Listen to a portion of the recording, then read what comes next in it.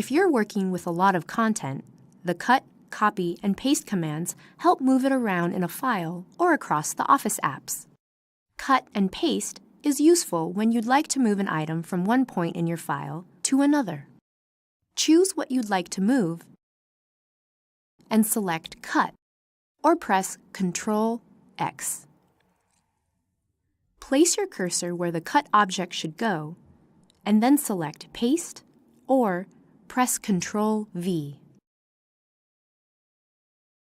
Copy and paste lets you keep content where it originally is in the file, but also have it appear elsewhere.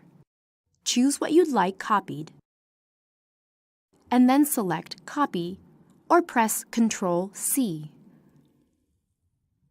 Decide where the copied elements should go, and select Paste. If you're working between apps, Clipboard is a convenient way to move text and images. It stores anything you've cut and copied, like from the web or another app, and lets you paste the items into any Office file.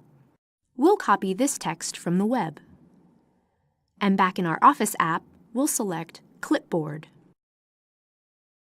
The Clipboard task pane opens with all cut and copied items. From here, choose where your item should go, and then select it from the clipboard.